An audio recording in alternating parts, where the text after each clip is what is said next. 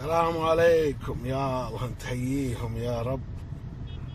بما ان موجة الحر هذه اللي ذبحتها العالم والمكيفات من شدة الحر بدم ما يبردن، ولعب الفنيين علينا بقطع الغيار وبكل شيء، ولا وشغل ايديهم صار اعلى من الدكاترة. يعني يمكن زين عملية جراحية ارخص انك تجيب فني تبريد يزين لك المكيف. صراحة اسعار خيالية عندهم، شغلاتهم بسيطة، لا ويغمضك بعد يجي يوريك ان الشغلة ما تبي شيء، ما تاخذ معه 10 دقائق يقول لك ابي 300 انه كذا وكذا خرب عندنا.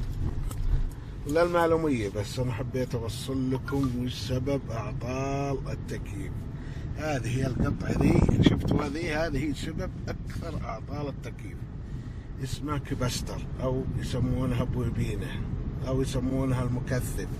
يعني اغلب الاعطال المكيف من هذه، وتباع ب20 إلى 25 ريال على حسب رقم القطع. تستبدالها تقدر تستبدلها انت من دون ما تجيب فني اذا كنت متاكد ان العطل مو هو بنقص غاز. يعني يجب عليك الكشف على الغاز وتشوف ضغطه من 80 إلى 60 فهو مضبوط. لكن صار ما عندك اللي هي حق الكشف عن الغاز، واذا بسيط يعني تقدر تضغط الابره ويبين لك يعني قوه دفع الغاز. لكن هذه هي السبب. اكثر الاحيان العطال تكون من هالقطعه ذي الصغيره ذي اللي نطحكم، وسعرها مثل ما قلت لكم من هال20 لل 25 ريال عند حقين قطع الغيار حق التكييف.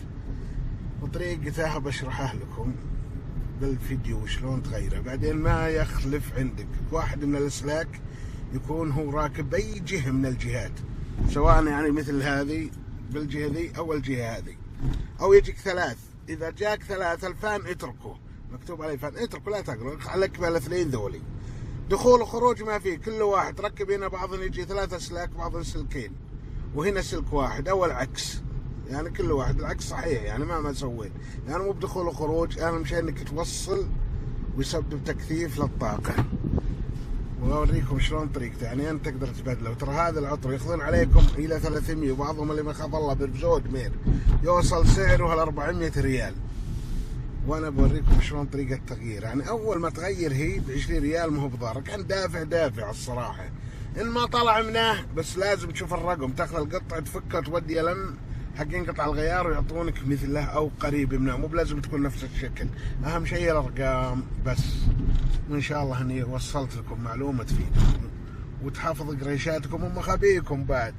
يعني الواحد انه يصير يقدر يزين الشيء بيده، مو بالغد اتكاليتنا بتلع على العماله اللي اكلونا وجحدونا ولا بهم خوف. اصلا ما جاء الا بيجمع قروش باي طريقه، سواء شرعيه ولا غير شرعيه، سواء بنص مو بهمه.